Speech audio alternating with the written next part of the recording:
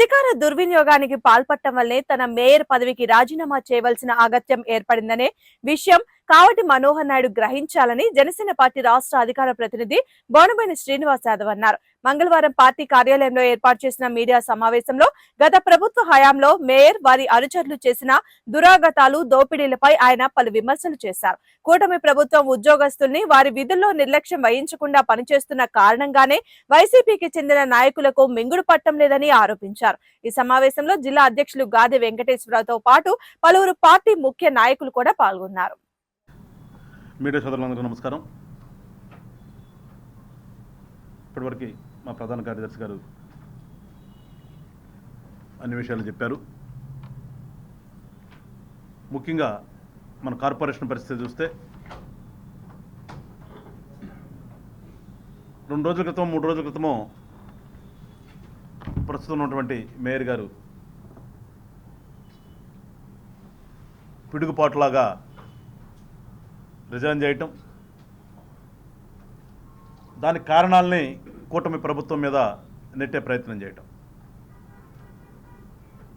నాకు అధికారులు సహకరించట్లేదు, అటెండర్లు సహకరించట్లేదు అని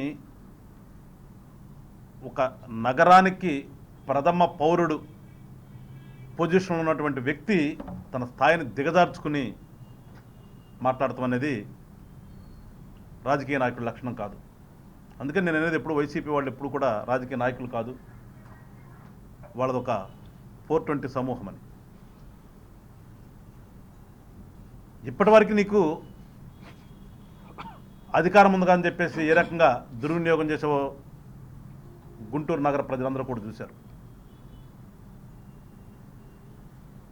గతంలో బంద్ జరిగినప్పుడు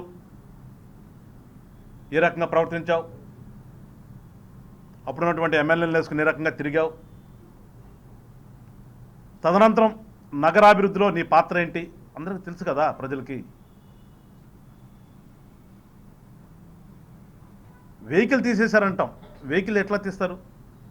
రాజ్యాంగబద్ధంగా ఉన్నటువంటి ఒక పదవిలో ఉన్నప్పుడు నీకుండే ఫెసిలిటీస్ ఉంటాయి.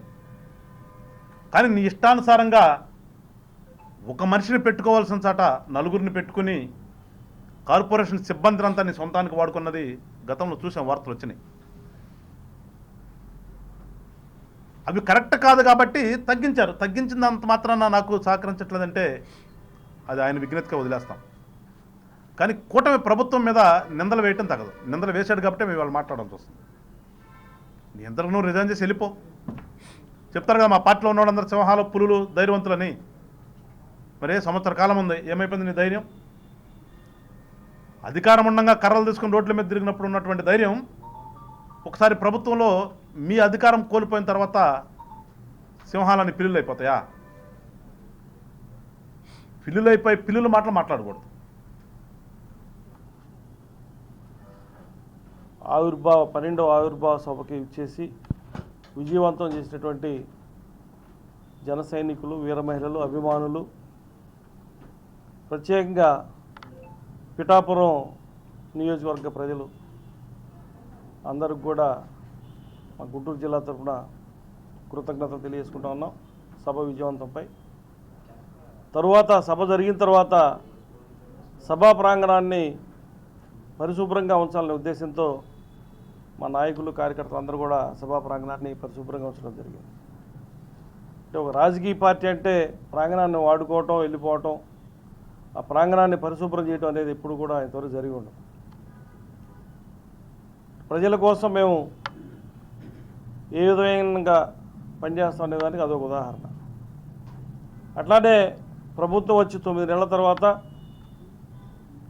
ఇప్పటివరకు కూడా చంద్రబాబు నాయుడు గారు కానీ, పవన్ కళ్యాణ్ గారు కానీ ఈ రాష్ట్రాన్ని గాడిలో పెట్టడానికి, గత ప్రభుత్వం చేసినటువంటి అప్పుల్ని ఎలా తీర్చాలి, కేంద్ర ప్రభుత్వం నుంచి మనకి ఏ విధమైనటువంటి సహాయ సహకారాలు అందాలి అనే ఆలోచనలతో ఎక్కువగా కేంద్ర ప్రభుత్వంతో చర్చలు జరిపి నిధులు రాబట్టుకునే విషయం మీద వాళ్ళు శ్రద్ధ చూపిస్తూ ఉన్నారు. కానీ ఈలోగా వైసీపీ నాయకులకు ఆత్రం ఎక్కువైపోతా ఉంది.